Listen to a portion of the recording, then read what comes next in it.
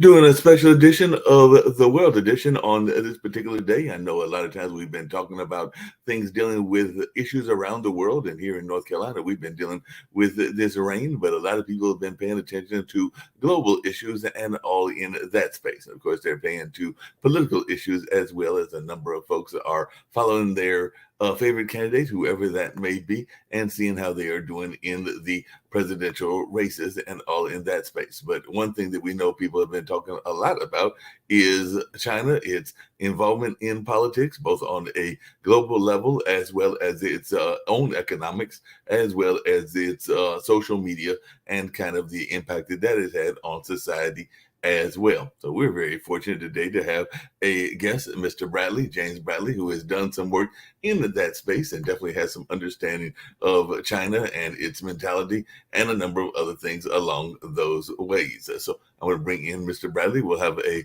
conversation about some of the things that he's observed and maybe even his own thoughts about Mr. Blinken's recent trip that is taking place over there in China, and maybe which way we should be going in our direction with involvement with China, because China is definitely a world power. Of course, Russia has been ingrained in that battle in Ukraine. So some people may say that China is the second power behind the U.S. And some people may even argue that it is the major power. But that is something that I'll be curious to see what Mr. Bradley has to say and all along those lines. So I want to bring in Mr. Bradley and see some other things that he's got going on. He's actually coming to us from Saigon on this particular day and all in that kind of way. So, Mr. Bradley, I was glad you were able to arrange to make this appearance after I heard about you from RTIR and some of the other news services that are out there and all along those lines. So if you'll just share a little bit with our Pod TV audience about your own experiences in the world arena and how you got involved into it, and some of your thoughts around what I mentioned, which is China as a world power. Well, I'm glad to be here. I was born in Wisconsin many years ago. My father fought on Iwo Jima, and it was one of the guys who helped raise two flags on Iwo Jima. I went to school in Japan. I eventually wrote the book Flags of Our Fathers, which was produced into a movie by Steven Spielberg and Clint Eastwood. An actor played me in the movie. They didn't want me in the movie. I was too handsome. I'd unbalance everything. You know how it is, Jeff. And then I wrote 3 other books. My last book is called The China Mirage. And I'm out here in Ho Chi Minh City, Vietnam, right underneath China. So since the 1970s, I've been out here in Asia, in and out. So I know America and Asia, and happy to be here. Glad that you're here as well and all in that space. And yes, Mark is the name and actually produced for Jeff, which is what you saw earlier and everything, but that's no problem there either. But one of the things I was curious about is you mentioned the fact that you grew up in Wisconsin. And by the way, I went to Marquette, so I definitely know that Wisconsin lifestyle and everything. So that you always know that you were going to be involved in the diplomatic lane when you first got into adulthood, or is this something that came about later? And did you follow your father's footsteps in the sense of being in the military? Oh, no, none of that. I went to school in Japan in 1974. That's the equivalent of someone today going to Afghanistan or Pakistan. Japan was relatively unknown. I was a cheesehead. I thought I was going to China, old newsreels of China. I just went there. I went to the University of Notre Dame. They had a program in Japan, and I went to it. So it was accidental. It wasn't until decades later that my father died and we found his secret boxes about Iwo Jima. So that's a whole different story. Mm-hmm. But after going to school in Japan, I hitchhiked around the world when I was 21. By the time I was 23, I had been in 23 countries. So I've been traveling around the world quite a bit, and now it's a few years later. We won't hold the Notre Dame against you, because when I was at Marquette in the early 80s, that was definitely one of our arch rivals and all along those lines, because I was there when Doc Rivers was there, and definitely Notre Dame and Marquette have always had that rich Jesuit history and all in that space. So we won't hold that against you. The fact I have long felt sorry for you Marquette guys. Yes, I'm sure you probably think that Notre Dame was the better one and everything.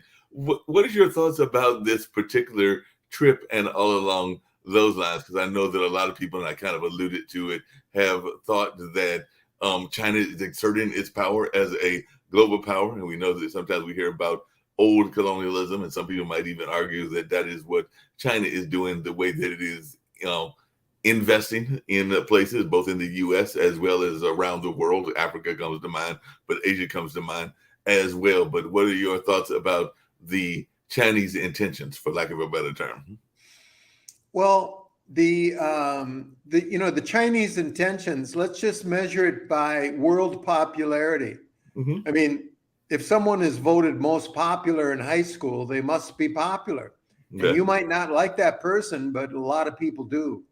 If you look at the world right now, they're turning towards Beijing. They're turning away from Washington. They're turning away from the dollar. They're turning away from the US military. And they're turning towards Beijing, the BRICS, the Silk Road. People are signing up for this, and it's not getting enough coverage in the United States. You know, Biden goes to a meeting and 7 guys show up. Putin calls a meeting and 97 countries come. So the tectonic plates are shifting. And in terms of Blinken's trip to China, the US press said that he was going to China to help repair US-China relations. I'm sorry to report to the Americans that Blinken went to the wrong country. You know, you've got to buy him some GPS or maps.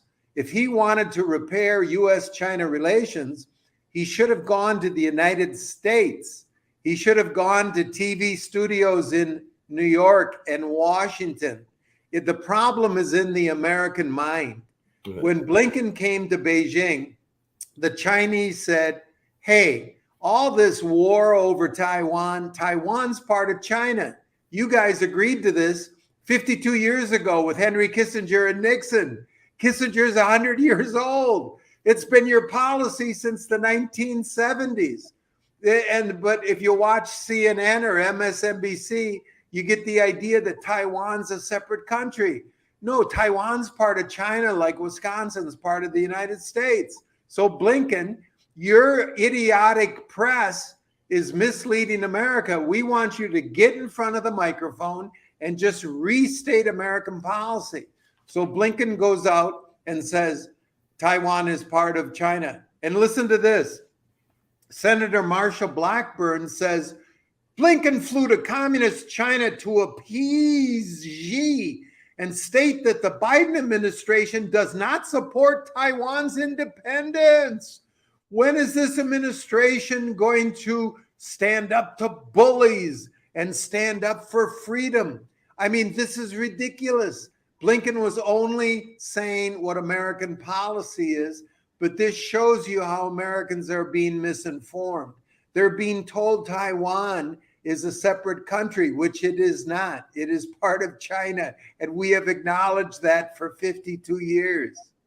Well, along those same lines, I know a lot of times when people think of China, they think about its influences. Like I mentioned earlier, I know that China has definitely been going to a lot of African nations, and it seems like they're investing in those nations. Even here in the United States, you will oftentimes hear about people that are looking at some of the Chinese corporations and buildings in the United States and everything along those lines. So I know that some of my conservative friends are sometimes concerned about that, but what are your thoughts? Is that something that we should be worried about if people are buying land, even here in the United States, from Chinese companies buying land as well as buying them in the African nations, the Latin American nations, the Asian nations, the various nations in the various continents? That's completely up to America. America has its own laws. They can encourage foreign investments. They can, if American laws encourage you to buy land in America and you're getting rich, why wouldn't you buy land in America? Right. I mean, America can take care of its own border. They can, I don't get that one. If I'm a billionaire and I want to buy a farm in the United States and it's legal, what's wrong with that? Yeah. Yeah, that makes sense. And that's what a lot of folks need to be doing. And like I said, I know that some folks have been feeling that China is exerting undue influences on other countries. But I'm kind of like you. I'm like, if you are a developing nation and you have a resource, whether that is lithium, as is the case in some African nations, or whether that's oil, because I actually know somebody from Uganda that has her own oil company and everything, and the folks in China want to buy your merchandise, then it seems logical that you would want to sell to those that want to buy whatever you are selling, whatever that product may be, particularly since you may be a developing nation. Mm-hmm. But let's make it real simple. Let's take Africa. Let's take Africa over, let's say, the last 30 years. America's approach to Africa has been to go into the government and say, don't you have some terrorists somewhere out there in the bush? What you need is an American base. You need American drones. You need military guys.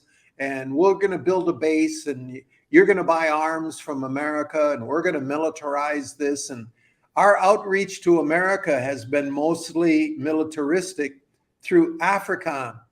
The way China did it is, China, you want to go to Africa, and I mean, go ahead. And Chinese walked over to Africa and said to the Africans, what do you need? Shirts, bras, tennis shoes, sunglasses, cell phones. What do you need?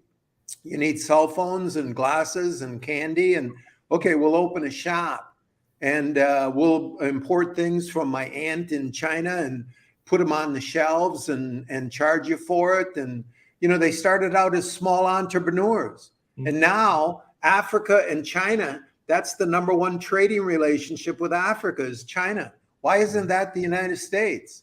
Why didn't American entrepreneurs go to Africa and ask them what they wanted? It's the same thing with the Japanese. I'm old enough to remember when there were not Toyotas in America. Mm-hmm. Toyota came over, and people don't remember the first Toyotas were a failure. They didn't work in the American market.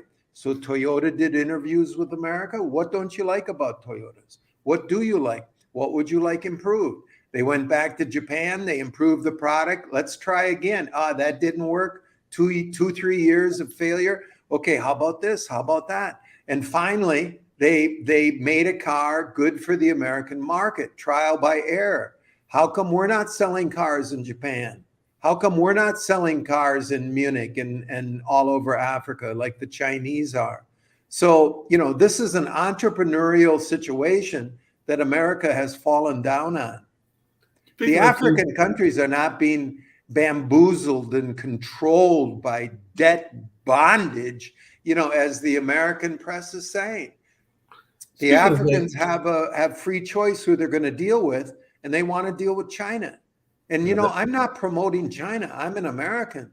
I wish Wisconsin entrepreneurs had walked over to Africa and said, what the hell do you want? And we will supply it. We'll make it. We'll make a factory to make it. And we will become Africa's largest trading partner. And Wisconsin will get rich trading with Africa. But we didn't do that. Yep. Along those same lines, I was just wondering, because one of the other complaints that I've heard people make, and it's not one that I necessarily agree with, but sometimes people will say that we open ourselves up too much in terms of our education to Chinese population, everything. Because one of the complaints that I've heard, once again, from some of my conservative friends is that why should a Chinese student get a benefit to come and get educated in America, because we supposedly have the better education system, and then get that degree and then go back to his own country and develop it there when he got the degree from here. Because I've heard that complaint, because apparently there are some loans, and I know that there are loans for different people from different parts of the world. But I'm just wondering, as one that went through education yourself in a foreign area and everything. What is your answer to those that make that complaint? And by the way, I have a neighbor that's actually upstairs. I live in an apartment complex, and he's actually a Chinese medical student because I actually don't live that far from Duke University. But what is your complaint when you hear people that make that complaint that, that it's that old narrative of they come over here, they get the education, then they go back home? Jeff, it's just you hang around with too many people from Marquette. I think that's the problem here, And I knew you were Jeff, but I'm sitting here with no glasses, and the name Mark is right on. So that's it. It's actually Mark. Jeff is the guy. It's right on your screen. So but Jeff, I don't know. All these complaining Americans, do something about it. Cut the educational ties. I don't know. Go up to New England. Those headmasters up there are on airplanes to Japan, Korea, and Beijing all the time, recruiting extremely wealthy families, and they're making a fortune. So you don't like that? Cut it off. You're an American, change the laws. You don't want to open American universities to foreigners? Change the laws. No one's doing anything illegal. I'm rich. I live in Shanghai, let's say. I'm Chinese. I want my kid to go to Oxford or Harvard, and I pay for it. It's an open system. I don't know what to say. It isn't like the Chinese, Koreans, or Japanese are bribing people to come to the American universities. They're wide open and they're doing what's legal. Now that makes a lot of sense. What are some of the other countries that you think that folks should be looking at other than China from the Asian landscape? You've mentioned that you're there in Saigon, and I know that some friends of mine have gone to Vietnam. And of course, we know that, as you mentioned, Japan is definitely a world power and specifically an economic world power. But what are your thoughts about some of the places that we should be looking at and everything? If let's say Blinken goes to Beijing for 2 days, and then he goes to the UK for 5 days, and then he goes to, people get the idea. You can say, China, Cambodia, Italy, Venezuela, and no. When you say the word China, you're saying almost 1/4 of humanity. Okay. You're talking about the civilization that has been the number one most powerful force in the world for most of world history. And Americans, got to get their heads screwed on. What we need is more Americans going over to China. Jeff, where are you? What city are you in? Durham, North Carolina, where Duke is. I'm literally right around the corner from Duke University. So there's homeless around you, right? Mm-hmm. Yes, definitely. Okay, well, if people from Duke University would go to Shanghai, there's no homeless. I'm in Ho Chi Minh City, Saigon, Vietnam. And people, you're in like a up and coming poor country. No, I'm not.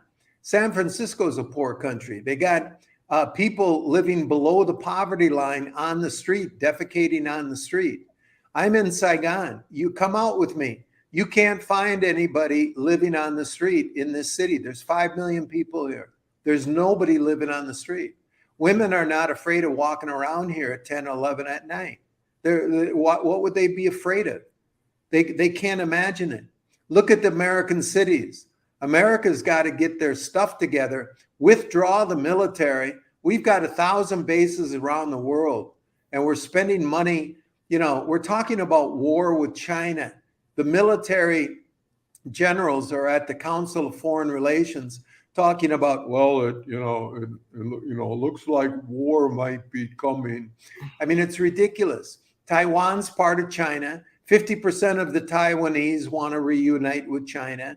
If the American military withdrew from this region, they would reunite. My daughter lives in Taipei. Repeat, my daughter lives in Taipei. She has no concern about China and Taiwan reuniting. They're almost reunited now. There's so much business being done. I said, what would happen when China reunites with Taiwan? She said, maybe my driver's license would change color, but I'd be in the same apartment with the same clients. I'd take the same subways, and, not much would change. So the General Eisenhower was right in 1961 when he said America's biggest problem is the military industrial complex, and they are propagandizing America into war. I'm out here in Asia. We don't have homeless. We don't talk about war out here. No one's fearing China. There's this Chinese aggressiveness is a China mirage. That's my last book. The China mirage lives in the American mind. The problem between the US and China is not out here in Asia. It's in Washington. Yeah, I can definitely believe that. What do you say to folks that are also trying to paint China as another version of the boogeyman, if I can use that term, and everything because of its influence on social media? Because a lot of times they will look at TikTok, which is definitely a Chinese-run company, and try to paint that as part of the negative influence of the Chinese business model and everything, because of the fact that that is a major player. I mean, of course, we've got major players too, like Facebook. But what is your thoughts? And do you ever hear people make that conversation as well? And I've got another one about spirituality, because that's another one that I hear sometimes. And they're not all Marquette people. Sometimes they're Duke and Central and other folks as well. So I have to teach you back about that. But the crazy ones are from Marquette, right? That you would admit that. I don't know. I mean, these poor Americans, they have no ability to write their own laws. I mean, Google was, worming its way into China, trying to do these psyops, and China cut off Google. America has the right to cut off anybody they want.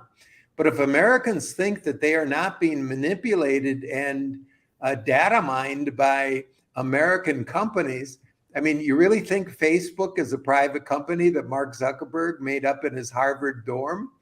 2 days before Facebook opened, DARPA, a division of the Defense Department, shut down its own Facebook. And then all of a sudden, Mark Zuckerberg, I mean, come on. The internet was designed and invented by the Defense Department. Every American is being psyoped and data mined and spied on by all these American apps. So, I would, if I was an American, I'd start with those, outlaw Facebook. Yeah, that makes a lot of sense. The other thing that sometimes people get confused about, and I don't know your own spiritual background. I consider myself more spiritual than religious, but I do hear sometimes that folks want to think that they're going to convert. You just mentioned the population, all 1 billion of the Chinese and all in that space. And I know it's a billion plus and all along those lines, but that is a large portion of the population. And I do know that I guess that was part of the conversation with Chiang Kai-shek, was the notion that we were going to Christianize that nation. And I know that there have been crusades and other attempts as well, but it doesn't seem like it's gone all that well in that part of the world, because I think a number of the folks there still practice some very Eastern religions, whether that is Buddhism or Hinduism or a number of other things. But I was just wondering, what are your thoughts, or how do you say when you run across those evangelicals that are thinking that are part of their solution is to change their spiritual belief system? That's again the China mirage. That's in America. Those people are in America imagining things in their head. I mean, I don't know, come to Vietnam, you want to talk about Christianity or anything you want to talk about, go ahead. But this society is predominantly Buddhist. There's you can be Christian, you can go to church this morning. The Notre Dame is I can see it right over here, Notre Dame Cathedral. They have beautiful services. I mean, come to church if you want. But the idea that you're going to convert the Chinese or Asian population to a Western religion majority, I mean, that's just a mirage. Yeah, I would definitely agree with you on that and everything. We have a show, and the gentleman is actually originally, he lives in Canada now, but he was originally born in Ukraine, and definitely is not a supporter, and I don't blame him, because I'm not a supporter either of Putin and that invasion and everything. But sometimes folks will be frustrated at China or India because apparently they are not being as vocal as they would like them to be in supporting the Ukrainians. So I was just wondering, as you are traveling around the Asian countries, what your thoughts are about that, because I do know that there are folks that are supporting Ukraine and are wanting those nations that have not been as vocal, namely China and India, to be more vocal in their non-support of the Putin invasion. Well, the only place that Ukraine is really big and powerful is in the United States media. If you go to Europe and look on the ground, like look at the real videos, the real reports, Ukraine is not much of a country with hardly any army. The main business there is corruption. They just caught the chief judge stuffing millions of dollars in pickle jars. So, Ukraine is a huge issue in the United States, but out here we can see more clearly that there's almost not going to be a Ukraine in a few months. Yeah, I can definitely see that. And I'm sure that some of those companies will be companies from the Asian theater that will be part of the rebuilding, whatever rebuilding is done in what was or is still considered Ukraine and all along those lines. So I imagine there are already Asian companies, just like there are already American companies that are putting their bids in for those contracts to rebuild, much in the way that they rebuilt Japan and rebuilt Germany. So I'm thinking some of those corporations are already putting their bids in for that rebuilding process. Because every time you look on the news, there is those massive destruction. So I agree that it looks very much a land that has lost a lot of its, not just population, but a lot of its infrastructure, buildings, and everything else. There may be a couple of cities that have survived the onslaught, but not many. So I'm thinking that a lot of folks will be needing to do that rebuild, and I'm thinking they will be coming from all aspects of the world, including China. Would you agree with that? That there will be some Chinese engineers and others that will be trying to look at the rebuilding efforts? Yeah, the big story in the world, I'd ask, it's hard to do this without a map, but What? if Americans, not the people from Marquette, but the other people, if they could imagine, like Alaska down to Mexico, that chunk of land, it looks like this. Now imagine what is called the Great Island by strategists. Go from England to Japan. Go from Shanghai to Paris. Go from Beijing down to India, Iran, Kazakhstan, all the stands. So that huge chunk of land, which includes China and Russia and India and Iran, that is called the Great Island. It's the largest landmass in the world. And this is what we're talking about. What China and Russia have said is, let's build a Great Silk Road. Let's connect this all with railways and internet and communications and air hubs and whatever. And we will unite this great island, Kazakhstan, Iran, Turkey, visualize the great island. Well, if you get a PhD in global studies out of Princeton and you become a neocon and you serve the Obama or Blinken administrations, you learn that you've got to interrupt that great island. You cannot allow progress. So you invade Afghanistan to try to split the great island in two. Take a look at a map. So you spend 20 years trying to split the great island so that China and Russia can't knit it together. Oh, got kicked out of Afghanistan. Then let's do this. Let's go in the South China Sea on one side and then Ukraine on the other side. We're fighting for the great island. We're fighting on the outside of it.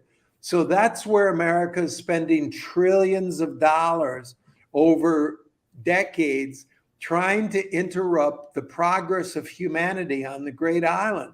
If we'd leave it alone, we could network our own continent.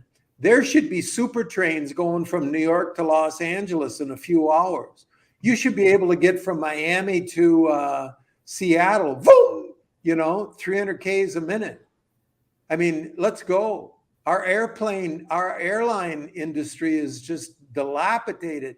I'm scared of flying into JFK again. What a mess. There's people living in American streets. We have the opportunity to network and mine our own great country and become extremely successful, but we're not doing it. We're fussing around with other people and we're going to lose. We're going to spend trillions of dollars trying to interrupt the Great Island.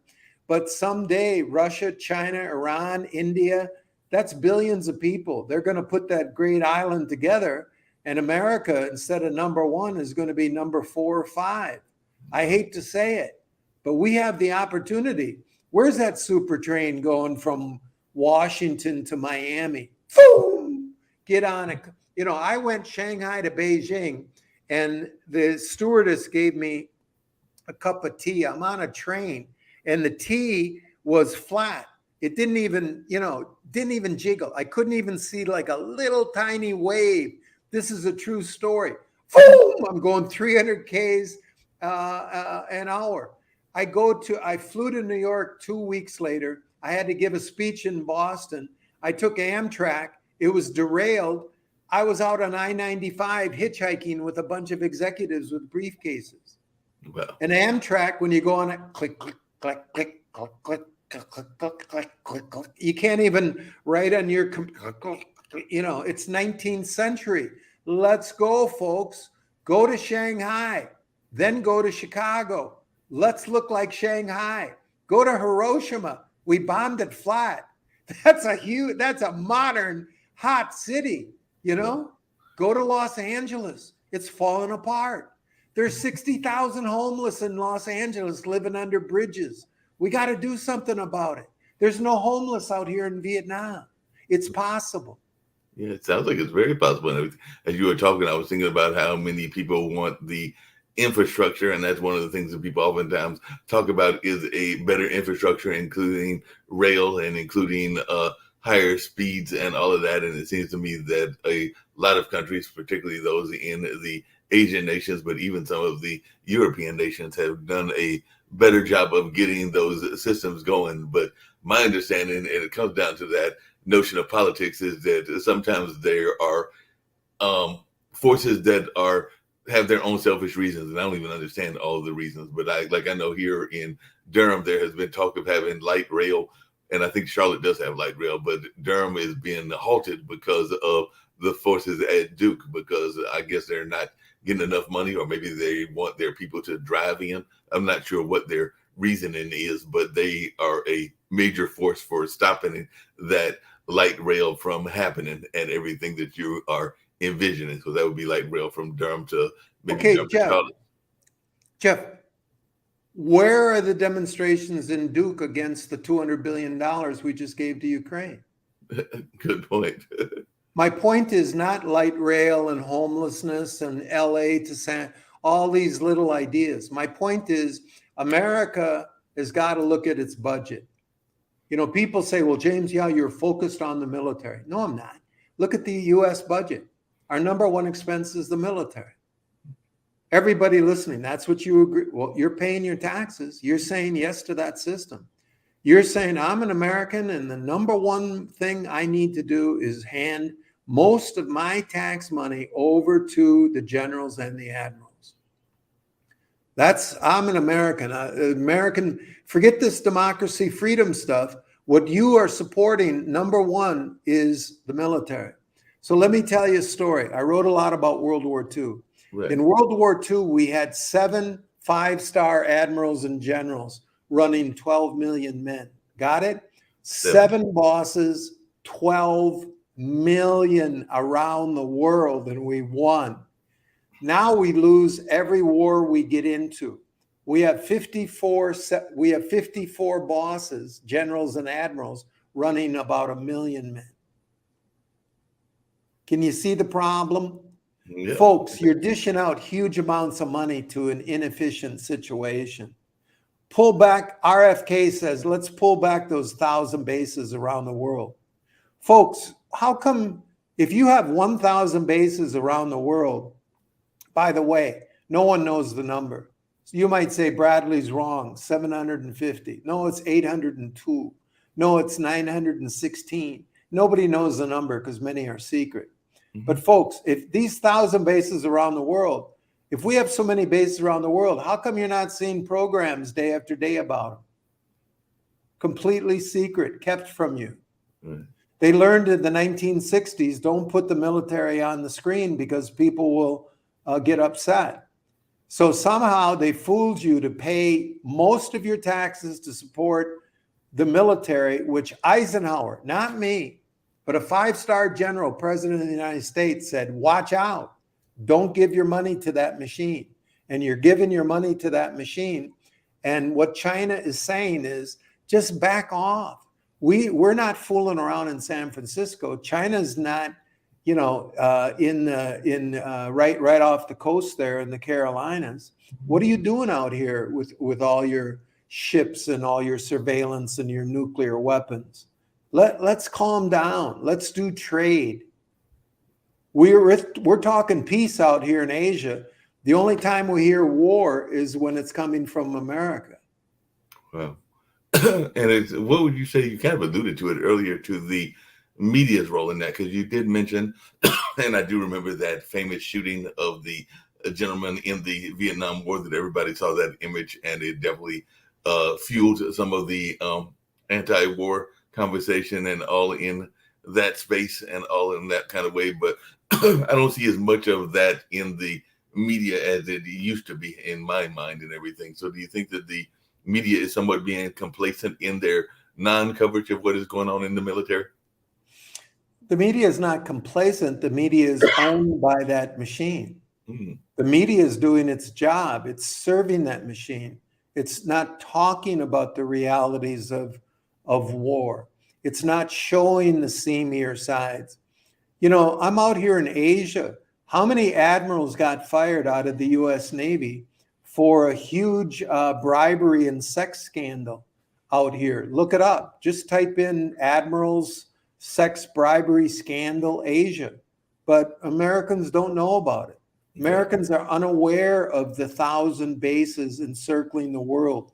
How, you know, to people watching this, how many times has NBC, ABC, CNN shown you maps of all the bases we have choking China?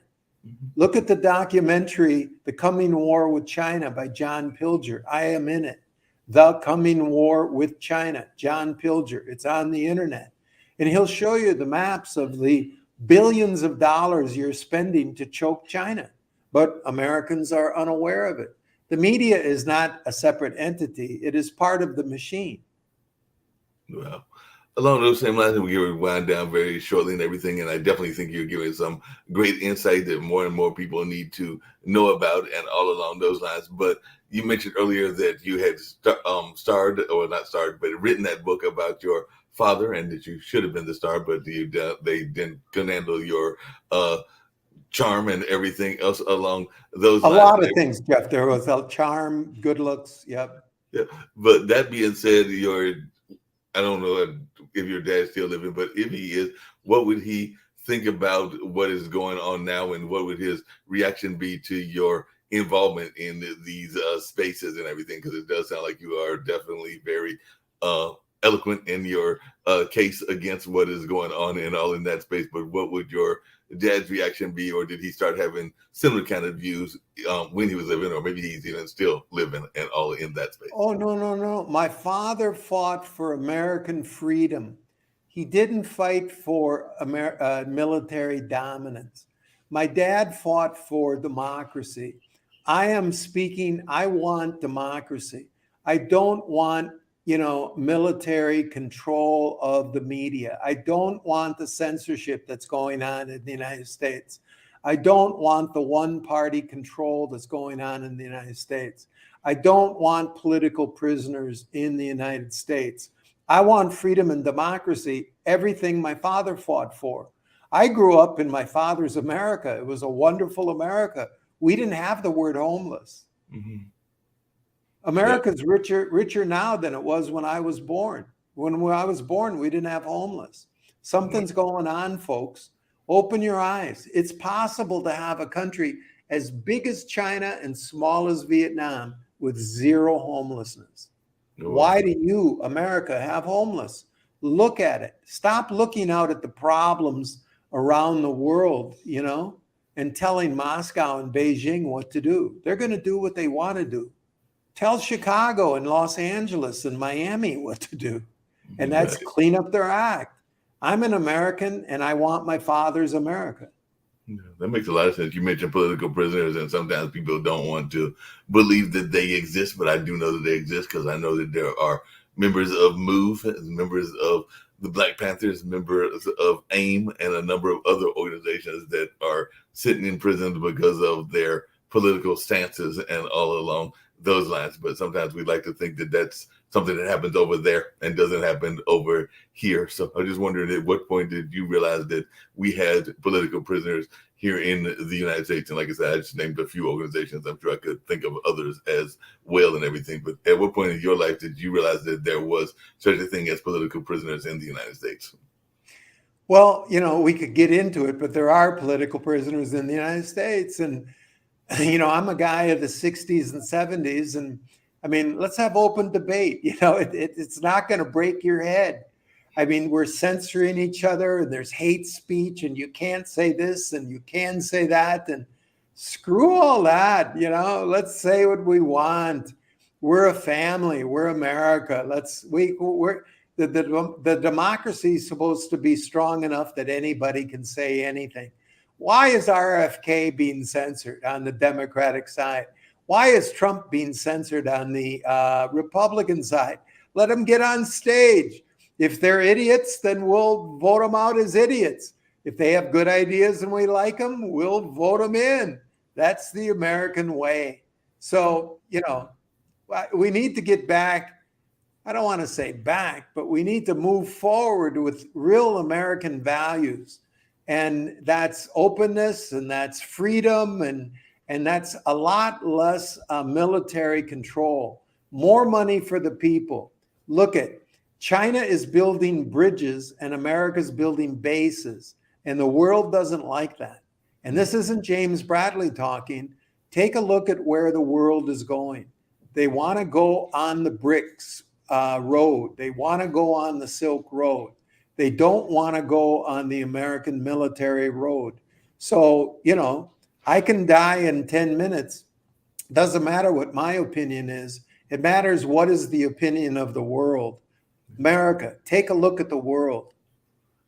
You mentioned BRICS a couple of times, and I know that there's that notion that there might be a new currency, and that scares some folks because definitely Russia's involved in that, India, China, Brazil. There are a number of other nations as well. So, Mr. Bradley, I'm just wondering what your thoughts are about BRICS as a currency, and is that something that you think we will see in the next several years and all along those lines? Because I've also heard some people that think that crypto might be even a new kind of a decentralized money as well. But I was just wondering your thoughts, particularly about BRICS, because I do know that India and China are very much involved in that, as is Brazil, Russia, and a number of other countries. I forget all the amount of countries that are involved, but I was just wondering, as one that does this research, what your thoughts are, and is the dollar heading into trouble? Well, the bottom line is gold. Mm-hmm. So I'm a historian. Gold is money. Every system reverts to gold. So all paper systems in the history of the world have gone to zero. Voltaire, the French philosopher, said, all paper money will reach its intrinsic value. What that means is, this is paper. Let's say this is a $100 bill. The value of this paper is zero. The value of the $100 bill, if you take it, out into the jungle and it has zero value. It's a con game. It's the confidence we have in the US dollar. So the bottom line is gold. Yes, we are going to see currencies that are going to be backed up by gold. And whether it's BRICS or the Fed does it or how it's going to happen, no one's calling me and telling me that. Okay. But if you want to get out of the paper system, and if you want to be in the future system, look to the past and go to gold. Yeah. Because that's what they're going to do. They're going to, they'll say this is the new system, this piece of paper, but it's going to be backed up by gold. Yep, that makes a lot of sense. You also alluded to earlier the notion of one party, and I do kind of agree with you that in a lot of ways, while there may be some differences with one party being maybe leaning more toward social issues and the other one leaning more toward fiscal issues and everything, I do think that there is a lot of lobby control and a lot of similarities between the Republicans and Democrats. I know that one of our fellow panelists that used to be the Comptroller General for both the Bush and I think the Obama administrations, if I remember correctly, but David Day Walker has been talking about this no label party and all in that space. So I just wondered, do you think that that is feasible as a world student? And do you think that we will get away from what a lot of people are saying is basically the same party, even if it might have different names and all in that space? So do you think we will get to a feasible third party, or are we going to be stuck with, like,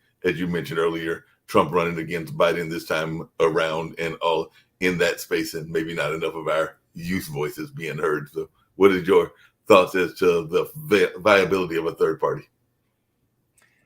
That's above my pay grade. Third parties haven't worked in America. It's a uniparty. It's a kabuki show. And Americans are, being fooled that they have a choice.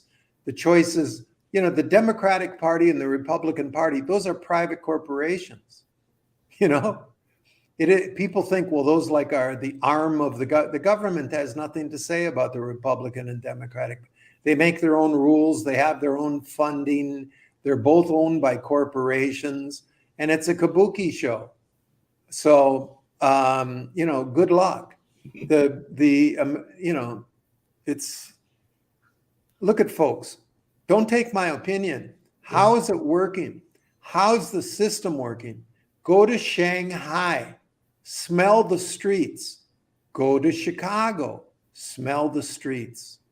Get on a train, get on an airplane in various countries.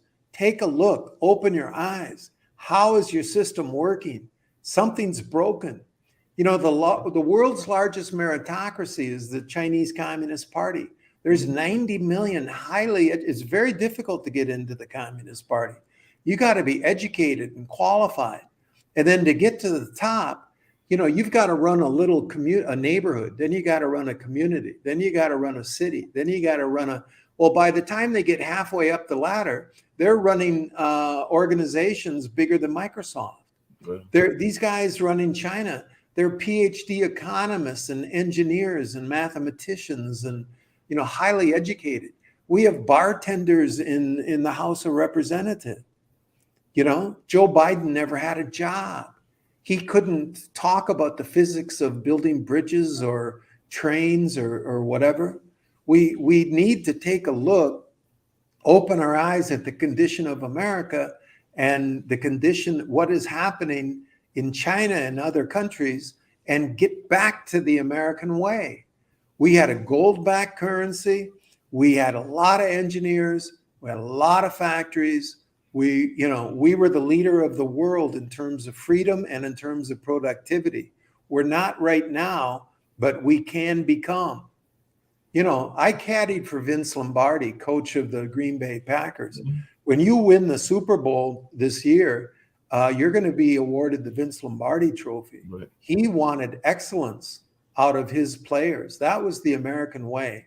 America can get back to excellence, but we got to get going. But isn't part of the problem, James, that we get into this otherness notion and everything, that, the other person, whatever that other person is, whether that's their orientation, their race, their whatever, is the evil force and all in that space? Because I think America has definitely gotten into a lot of that, where there's that blame on somebody that is different than you. And along those same lines, I have had friends of mine that have gone to some countries, not just in Asia, but in our own backyard, and they have been shockingly surprised by both the demeanor of the people as well as the cleanliness of the area and a number of other things. Because if you hear some of our politicians talk, you would think that Colombia is one of the worst places that you could ever go to, meaning Colombia in South America. But I've had at least one that is of Colombian descent and somebody that is not of Colombian descent. She's actually one of the co-owners of this network, and she was just blown away and was trying to go back to Colombia because she found those people to be very friendly, which a lot of times people don't think that they are friendly, and that they had clean streets, which you've mentioned about China and a number of other things. Now, I'm not saying just like there are not bad parts of America, I'm not saying there aren't bad parts of Colombia, but the image that is presented is not the image that they have come back and shared with others like myself and everything. So I was just wondering your thoughts about that, whether we get caught up in the negative stereotypes that exist of people, and maybe it's not as clear cut as some folks would have us believe. Well, divide and conquer. If you want to rule, you divide and conquer.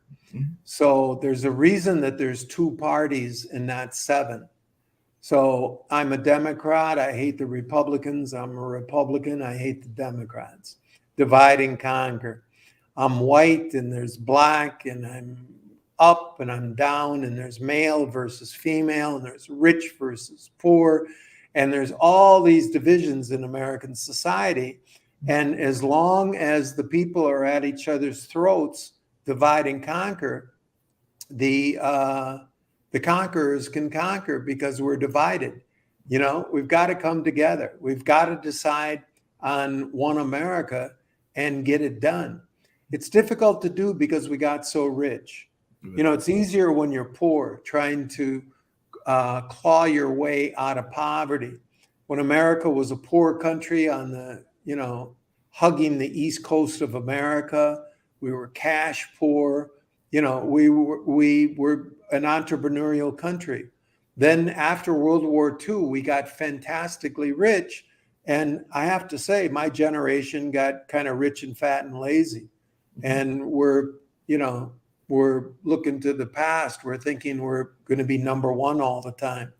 But that's changing. I've been talking about this for about 20 years, how America's got to look and see that Asia is rising.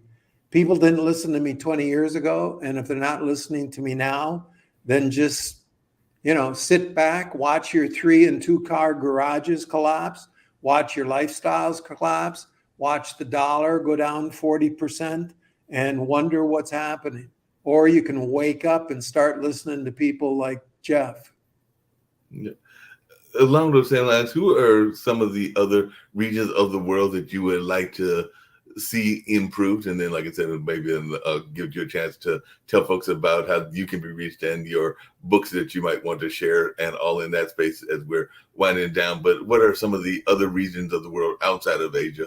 I mentioned Latin America, and there might be, and you mentioned Africa. Are there certain regions of Africa or certain regions of Latin America, or just regions of the world that you think we as a world society should be looking at in terms of their growth and development?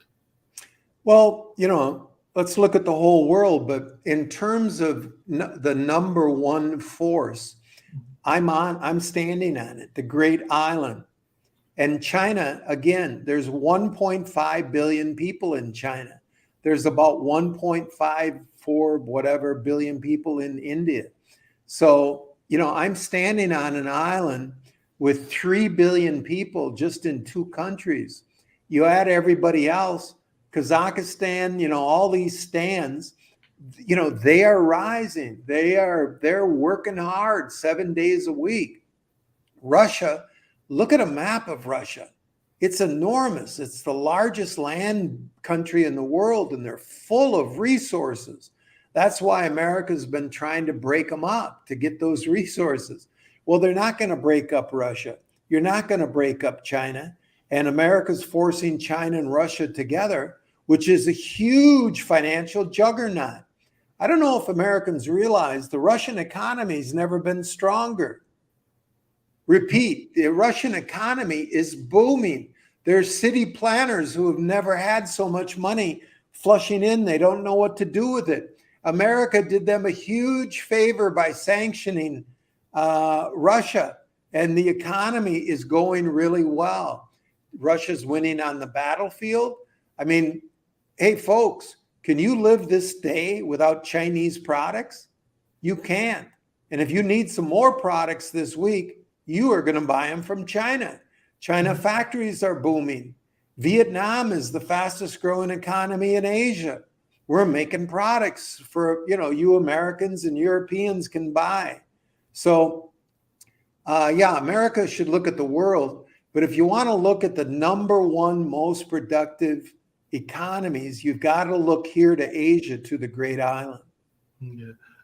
And is that part of the reason you think that they're trying to divide that Great Island by getting China and India to go against each other? Because that's the other conversation that's been going on. Oh, yeah. Or trying to manipulate that relationship. Because I know that while Blinken was in China meeting with Xi, that I think that this is the week that Biden has been meeting with Mr. Modi and some of the leaders of India try to find some commonality, I think, on technology and other stuff. As a matter of fact, one of our hosts, Mr. Rao, I think has been part of some of those meetings since he's on the Morrisville City Council and is of Indian descent. But I was just wondering, is that part of the strategy is to kind of divide India against, or pit India against China? Oh, yeah. We're divide and conquer. So we want India to be on our side against China. And, just look at the Great Island. It's divide and conquer all over the place. Just a few years ago, the Navy had a Pacific Command. We had a Pacific Navy. Now we have an Indo-Pacific. What? Indo-Pacific. We made up a new word that's all over the media. The Indo-Pacific Command. The Indo-Pacific. What does that mean? That means the U.S. Navy, expanded from the Pacific into the Indian Ocean. What's the U.S. Navy doing? Why, Americans, why are you spending trillions of dollars of your taxes for the American Navy to get into the Indian Ocean and the Pacific and surround China with all those billions of bases? Why do you have 50,000 troops in Japan? Well, World War II ended why do we have, 50,000 troops plus support, plus families, plus teachers, plus janitors, plus? Why are you paying for 100,000 Americans to live in Japan on your tax bill? Why do you have 40,000 troops in Korea? What's the problem? China never invaded those countries. Japan invaded China through Korea with American support. Mm-hmm. You could take all those troops back. China's not going to invade Okinawa and Japan. That's not going to happen. You're listening to military media, and you're just getting your money sucked out. Take care of Chicago and Seattle and Miami. I definitely agree with you on that. We got to take care of stuff in our own backyard, as you said, and I don't know what kind of success this particular meeting will have. I think that there'll be some maybe trade deals that are made with India on some of those products and everything, but I think that they will probably still have a serious relationship with China, even if they develop a more stronger relationship with us as well, because I don't think that they're going to. Okay, but the bottom line is Biden doesn't know the name of people he's meeting with, and he's supported by neocons. So neocons are in charge, and the neocons say we're going to take care of Russia, then we're going to take care of China, because we're going to be number one. And they are completely loopy, crazy in their head, and it doesn't matter how many die. Hey, military guys are talking about drafting your sons and daughters to fight China, America. You better wake up and stop this before your daughters and your sons are being sunk on ships out in the Pacific. That seems like that would be a fool's errand, to borrow one of your other phrases, and everything along those lines, because there are, as you just said, 1.5 billion people. And I remember doing some studies about the Mao Zedong approach to war and the approach to the military and everything. So I don't know that our couple of million, or however many our population is, could even be a match for the billions of folks that are over there in China. That just seems like the math doesn't add up and everything, but that maybe it's just me being overly logical in using that Marquette knowledge, but it seems like me that that would not even work in that sense of the math of it. Jeff, it doesn't. The problem is you're not running the show. Right. If you were running the show, you wouldn't be thinking about war with China. The neocons are running the show, and they are talking seriously about war with China. Yeah. I mean, I got the quotes right here from generals and admirals. We got to get ready. There's a slippery slope. The tensions with China have increased, and I'm afraid we're going to have to prepare for more. All those kind of words behind the scenes. There's a tremendous amount of money to be made fighting China. Forget the IUDs out in the Middle East. Obama and Secretary of Clinton said, pivot to Asia. What does pivot to Asia mean? It means there's a hell of a lot of money made to fight China. Satellites, Navy ships, technology, money, money, money. Secretary Clinton, let's pivot to China. Trump tried to stop it, and people went nuts. The media torpedoed Trump. Trump shook hands with people in Asia. No way, man. We want war. Let's get Biden back in, and we'll get the Obama war machine going, and we'll get the Secretary Clinton machine going, and we'll get the Democratic war machine back up here. We'll crank that puppy up. So that's what it's all about. And if Jeff was in charge, we wouldn't be talking this nonsense. But we are talking nonsense right now. It sounds like it a lot. Well, this has been a very enriching conversation. Definitely, I hope that folks have learned a lot, and definitely, I know we'll be airing it several times during the course of the weeks and months and everything. And hopefully, you can come back on. I know that there's that time difference and all into that space, but I have definitely enjoyed our conversation. But if you want to tell folks how you can be reached and any thoughts that you have about any products or books that you want to let folks know about, and if there is any final message that you want to give to our audience, now is the time to do that as well. But I have thoroughly enjoyed our conversation. I know it's early morning, I think early Sundays there and everything, but definitely I've enjoyed our conversation, and I hope that you'll get a chance to come back and share more of your wisdom and knowledge that you have gained over these years of working with various folks, including your dad, as well as others in the Chinese culture. But definitely, if you can tell folks how they can reach you and anything that you want to let folks know about how they can get the books that you alluded to, and any last message that you have just in general that you want to share with the world. Well, I don't know about wisdom. I am from Wisconsin, so I doubt I gained any wisdom, Jeff.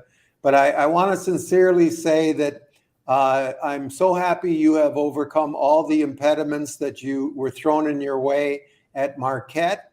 And it was nice talking to you. I'm James Bradley. I'm author of Flags of Our Fathers and The China Mirage. And I can be reached at jamesbradley.com. jamesbradley.com. And Jeff, it was great talking to you. It was good talking to you as well. And we're getting ready to get on out of here. And I, like I said, hope to have you come back on in the not too distant future. But I think you gave a lot of insights, and hopefully folks are listening to those insights and will enjoy the conversation. But right now we're getting ready to get on out of here. And I'll be sharing parts of these excerpts with some of our news folks, including some of our panelists, and they may have some thoughts as well. So who knows, they might even be emailing you. But I've definitely enjoyed our conversation and hope to have you come back in the not too distant future. On Wisconsin. On Wisconsin.